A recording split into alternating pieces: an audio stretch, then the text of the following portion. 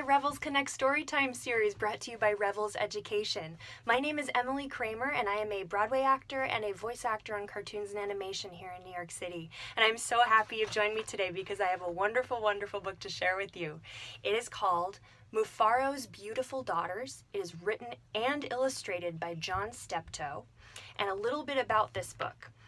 Mufaro's Beautiful Daughters is a timeless story inspired by a traditional African folktale. John Steptoe's luminous illustrations, which were inspired by the flora and fauna of Zimbabwe, reflect the beauty, warmth, and internal vision of the land and people of his ancestors. First published more than 30 years ago, Mufaro's Beautiful Daughters is a Caldecott Honor Book and a Coretta Scott King Illustrator Award winner and has become a modern classic. So let's get into it. Mufaro's Beautiful Daughters.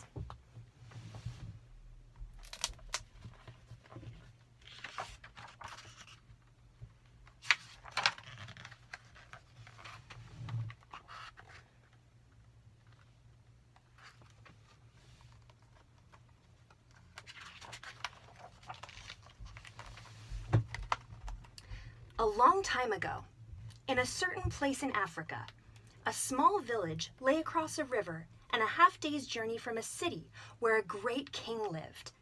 A man named Mufaro lived in this village with his two daughters, who were called Manyara and Nyasha. Everyone agreed that Manyara and Nyasha were very beautiful.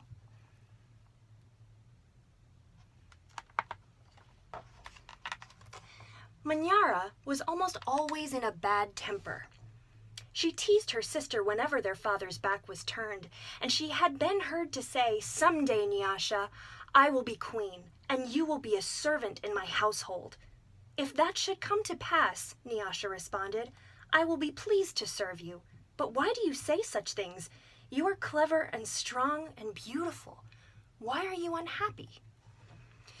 "Because everyone talks about how kind you are, and they praise everything you do," Manyara replied. "I am certain that father loves you best, but when I am queen, everyone will know that your silly kindness is only weakness."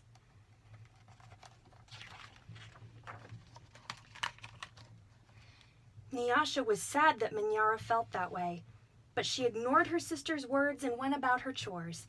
Nyasha kept a small plot of land on which she grew millet, sunflowers, yams, and vegetables. She always sang when she worked, and some said it was her singing that made her crops more bountiful than anyone else's.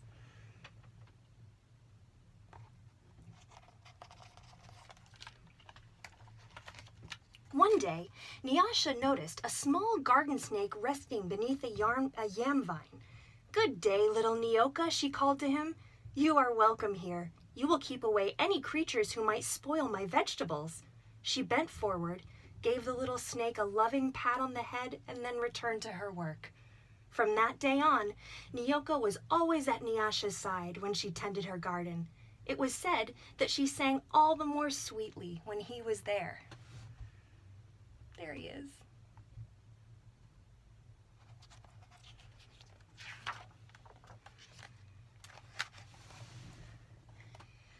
Mufaro knew nothing of how Manyara treated Nyasha. Nyasha was too considerate of her father's feelings to complain, and Manyara was always careful to behave herself when Mufaro was around. Early one morning, a messenger from the city arrived. The great king wanted a wife. The most worthy and beautiful daughters in the land are invited to appear before the king, and he will choose one to become queen, the messenger proclaimed. Mufaro called Manyara and Nyasha to him. "It would be a great honor to have one of you chosen," he said. "Prepare yourselves to journey to the city. I will call together all of our friends to make a wedding party. We will leave tomorrow as the sun rises." "But my father," Manyara said sweetly, "it would be painful for either of us to leave you, even to be a wife to the king. I know Nyasha would grieve to death if she were parted from you. I am strong. Send me to the city, and let poor Nyasha be happy here with you." Mufaro beamed with pride. "The king has asked for the most worthy and the most beautiful. No, Manyara, I cannot send you alone. Only a king can choose between two such worthy daughters. Both of you must go."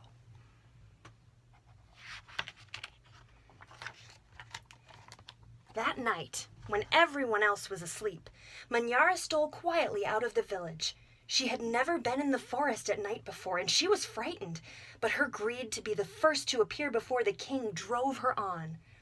In her hurry, she almost stumbled over a small boy who suddenly appeared, standing in the path. "Please," said the boy, "I am hungry. Will you give me something to eat?" "I have only brought enough for myself," Manyara replied. "But please," said the boy, "I am so very hungry." "Out of my way, boy! Tomorrow I will become your queen. How dare you stand in my path?"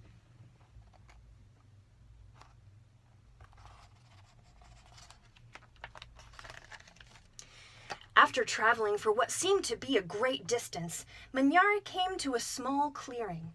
There, silhouetted against the moonlight, was an old woman seated on a large stone. The old woman spoke. "I will give you some advice, Manyara. Soon after you pass the place where two paths cross, you will see a grove of trees. They will laugh at you. You must not laugh in return. Later, you will meet a man with his head under his arm. You must be polite to him." "How do you know my name? How dare you advise your future queen? Stand aside, you ugly old woman!" Manyara scolded, and then rushed on her way without looking back.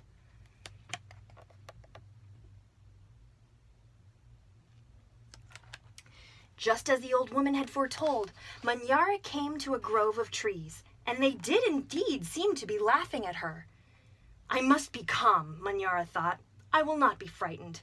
She looked up at the trees and laughed out loud. "I laugh at you, trees!" she shouted, and she hurried on. It was not yet dawn when Manyara heard the sound of rushing water. "The river must be up ahead," she thought. "The great city is just on the other side." But there, on the rise, she saw a man with his head tucked under his arm. Manyara ran past him without speaking. "A queen acknowledges only those who please her," she said to herself. "I will be queen. I will be queen," she chanted, and she hurried on toward the city.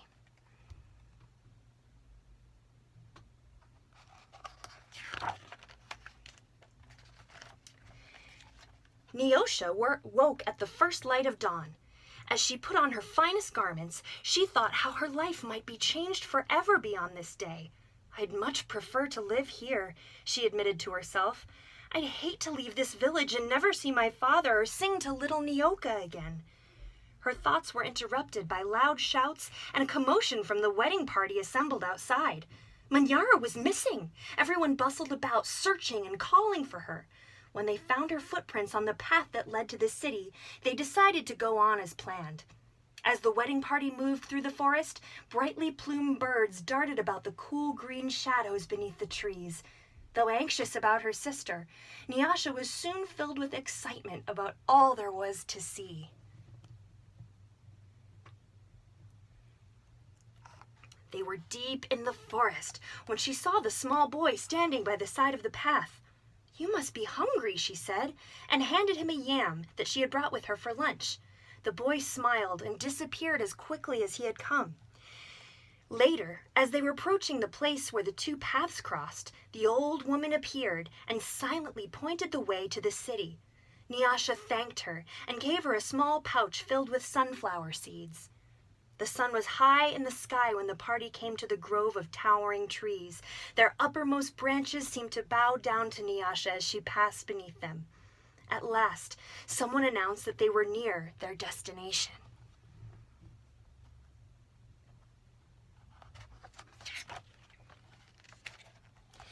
Nyasha ran ahead and topped to the rise before the others could catch up with her. She stood, transfixed at her first sight of the city. "Oh, my father," she called, "a great spirit must stand guard here. Just look at what lies before us. I never in all my life dreamed there could be anything so beautiful."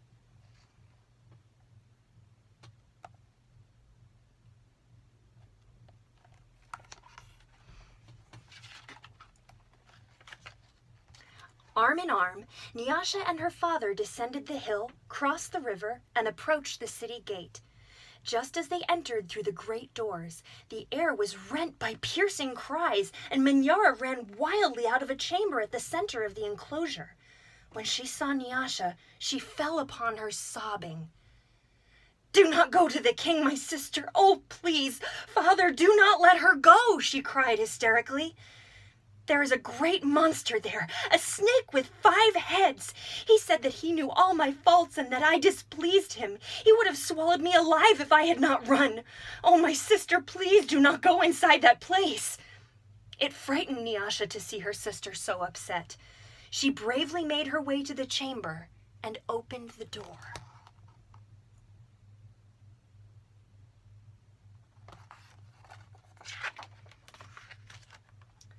On the seat of the great chief's stool lay the little garden snake.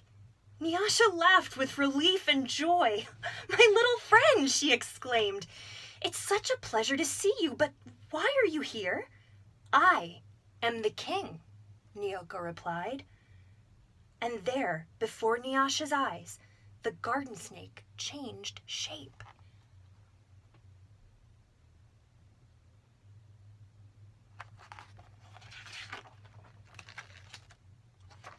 "I am the king. I am also the hungry boy with whom you shared a yam in the forest, and the old woman to whom you made a gift of sunflower seeds. But you know me best as Nyasha.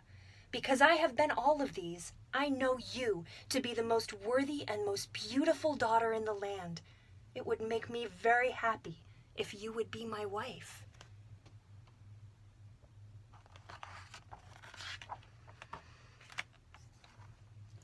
And so it was that, a long time ago, Nyasha agreed to be married. The king's mother and sisters took Nyasha to their house, and the wedding preparations began. The best weavers in the land laid out their finest cloth for her wedding garments. Villagers from all around were invited to the celebration, and a great feast was held. Nyasha prepared the bread for the wedding feast from the millet that had been brought from her village. Mufaro proclaimed to all who would hear him that he was the happiest father in the land, for he was blessed with 2 beautiful and worthy daughters, Nyasha, the queen, and Manyara, a servant in the queen's household.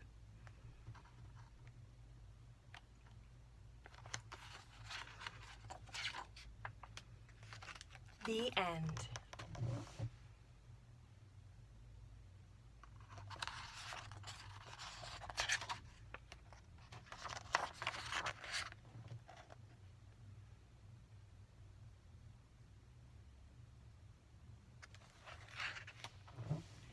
And that is the end of Mufaro's beautiful daughters. I think there's something really important that we learn from Nyasha in this book. It's that no matter who she came across, whether it was a snake or a person she didn't know or someone who she didn't quite understand, she was always able to remember to extend her heart and her kindness and her understanding, especially when she came across someone in need. And that is always an important thing to remember and keep in our minds, but it is especially important right now. So I just really, really want to thank you for joining me today on Revels Connect Storytime series brought to you by Revels Education. My name is Emily. Stay safe, stay healthy. Bye!